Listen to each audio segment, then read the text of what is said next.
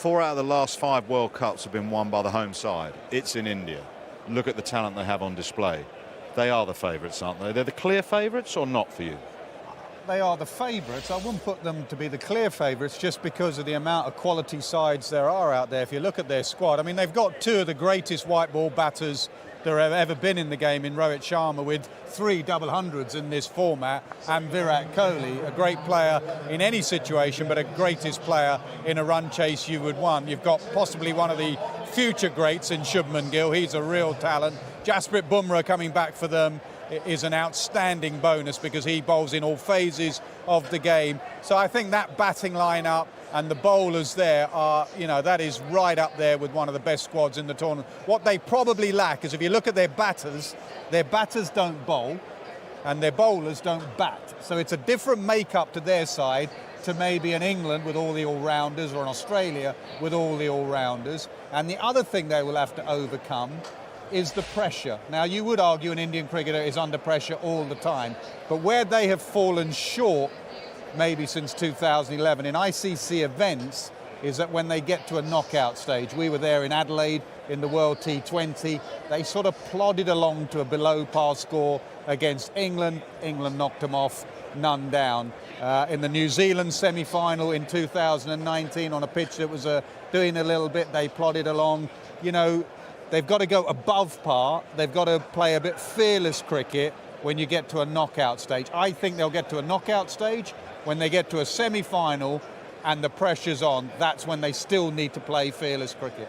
But the one thing that just to add to Nasser's point about how strong they are, that even adds more to it, is the fitness levels of Hardik Pandya, his ability to be able to bowl. He's bowled a little bit in the Asia Cup so far, but he's bowled really, really well. And there are very few sides throughout the tournament that would be genuine contenders that have somebody that bats in the top 6 that has an ability to bowl. So it's the old Ben Stokes role that we had for years with England. Australia have the likes of Stoinis and Cameron Green, but that role genuinely balances aside, and over the course of the World Cup we're going to see various different pitches. The majority of contending teams have spinners that bat really well, so that base is covered. But having Hardik Pandya fit and able to bowl 5-6 overs of quality bowling really does, in my eyes, make them probably favourites. You see more Indian cricket than we do because of your IPL commitments. What do you see with India's squad and where they're set? I agree with Nasser, which doesn't happen often, but fearless cricket is their issue. Fearless cricket's their issue. They don't play fearless cricket enough. They play stats-driven cricket, and they're too worried about their stats too often. And to me, that is the one area that I'm concerned about with their batting side of things. If they go out there, they've got all the talent and some of the best players, if not the best players in the world. But it is about playing that fearless cricket at the right time of the tournament. And I think that is what's really let them down in the last few World Cups. They don't go out there and take risks because they are so worried about what might be said or what might be printed or what someone else might say about them or their place in the team. So that's the one area I'm concerned with. I agree with Morgs on the Hardik Pandya thing. If he's fit and raring to go, then they have the likes of Akshar and Jadeja. They're very, very good. They got all the parts. Can they put it together, and can they play that style of cricket that lets them win a World Cup? How do you block noise out then as a side?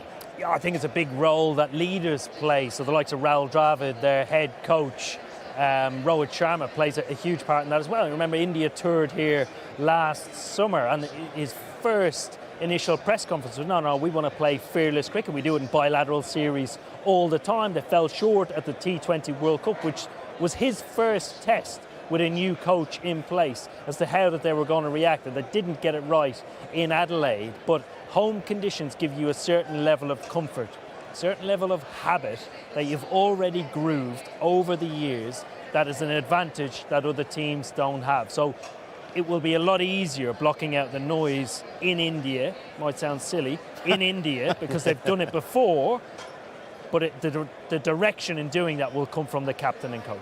What about Pakistan then? They've not had the Asia Cup that they necessarily wanted. They've got some injury concerns to some of their senior bowlers, their potent bowlers. They haven't named their World Cup squad, so we're going to show you what they've done for the Asia Cup. Where are they at? Well, it depends how those 3 seamers are. I mean, Shaheen Shah Afridi is fit at the moment, but Haris Rauf in the previous Asia Cup game got injured. Nazim Shah, they say, may not be ready for the first game of the World Cup. That is a seriously potent bowling attack in those three seamers in particular. You know, bowlers, as Owen Morgan has found out, as various captains, if you don't take wickets, the run rate's just going to go away from you. It's going to go through the roof. So wicket takers in there, they've always had. They've got the number one ranked batter in Babar Azam. We know what he can do. Fakhar Zaman has been a bit out of nick recently, but he's top draw at the top of the order. Then Mohammad Rizwan with Babar is that sort of regulation run getter that goes through the whole innings and gets a lot of runs. One thing they've lacked, which is unusual for Pakistan, is their spinners are a little bit out of form. Shadab Khan hasn't been that good recently. So in a World Cup in India, you want that, you know, threat from your spin. But one thing with Pakistan is they are a big, little bit like New Zealand, they are a big ICC event tournament side.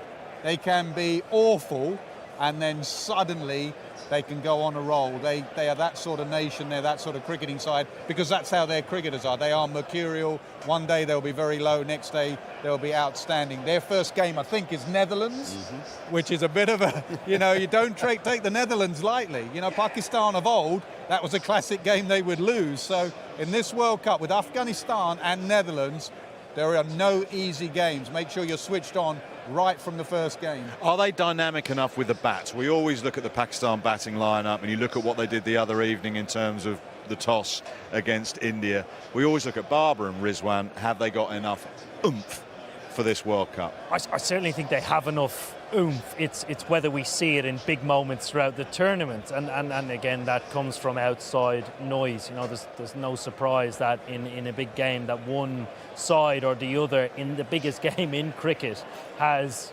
retreated a little bit, and that'll be a learning curve for them, and it certainly should be used in that vein. So close to a World Cup, that should be almost a point where it's like, right, we're not doing that again. We're not going back to the way that we played in Sri Lanka. It's a case of moving things forward. My biggest concern for Pakistan, Nas already alluded to, is the fitness of their seamers. I think Shadab does a good enough job with his wrist spin.